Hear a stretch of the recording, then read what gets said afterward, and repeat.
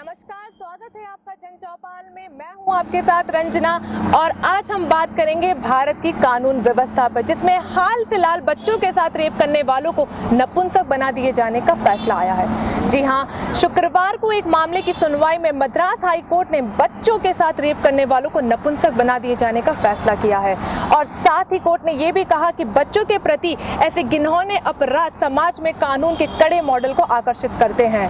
Justice N किरुकरन ने कहा कि न सिर्फ हमें चाहिए कि हम समाज की ऐसी हकीकतों को समझें, बल्कि सुझाई गई सजाओं की प्रशंसा भी करें।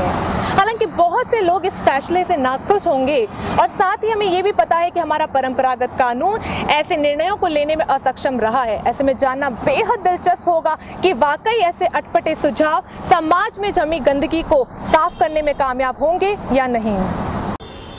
हम खड़े हैं नोएडा सेक्टर 58 में और हमारे साथ मौजूद हैं हरीश जी। आइए बात करते हैं उनसे।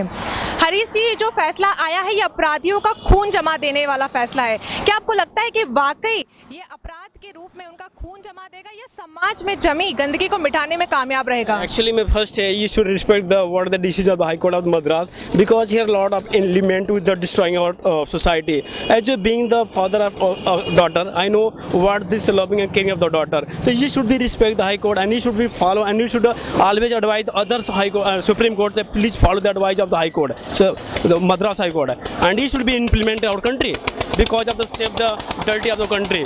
So I respect. ये चीज़ें नहीं होनी चाहिए बिकॉज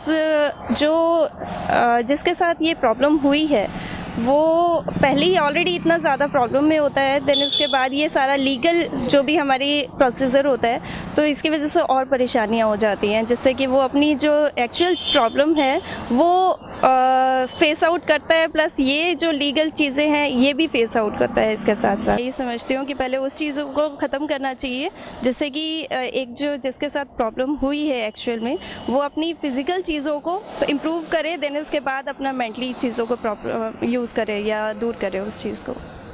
जैसा कि निधि जी ने कहा कि लीगल प्रोसीजर को सुधारना पहले जरूरी है और बाद में अपराधियों के लिए सजा मुकर्रर करना। अब हमारे साथ मौजूद हैं दो स्टूडेंट्स जो कि समाज का एक महत्वपूर्ण हिस्सा है। आइए जानते हैं क्या सोचते हैं वो इस फैसले पर। आपका नाम? प्रियल। प्रियल, जो सरकार ने ये फैसला लिया है अपराधियों को नपुंसक बनाने का और साथ ही आजम खान ने ये भी कहा है कि लड़के मोबाइल पर कुछ कुछ देखकर रेप के लिए प्रेरित होते हैं, तो जो लैपटॉप उन्हें सीएम फ्री में बंटवा रहे हैं, क्या उन पे लड़के कुछ कुछ देख के लिए रेप पर प्रेरित नहीं हो सकते हैं? तो आपको ये नहीं लगता कि सरकार को ऐसी बयानबाजी से बचकर वाकई में बच्चों के लिए कुछ सख्त कदम उठाने चाहिए? सही, मुझे बिल्कुल लगता है कि सरकार को इन सब में टाइम वेस्ट नहीं करना चाहिए, जबकि जो लड़कियां जिनके साथ कुछ गलत होता है वो रिपोर्ट करने जाती है तो उसको कंसिडर करना चाहिए और उन पे काम करना चाहिए, ना कि टाइम वेस्ट करना चाहिए इन सब चीज़ों में। आपका नाम? रितु अग्रवाल। रितु, क्या लगता है आपको कि सरकार को कैसे कदम उठाने चाहिए इन क्रूर कदमों के अलावा? वो जो आगे पहले जो रूल्स बनाए हैं वो बहुत इंपॉर्टेंट, उसको फॉलो करे और जो रिपोर्ट जो केस रेप केसेस होते हैं उनको रिपोर्ट करना चाहिए। बहुत सारे रेप केसेस रिपोर्ट नहीं होता हमारे इंडिया में। जैसा कि स्टूडेंट्स ने कहा कि सरकार को ऐसे इनह्यूमन डिसीजन लेने की बजाय और ऐसी तुच्छ बयानबाजी करने की बजाय कुछ ऐसे नियम लेने चाहिए जो समाज को हजम हो।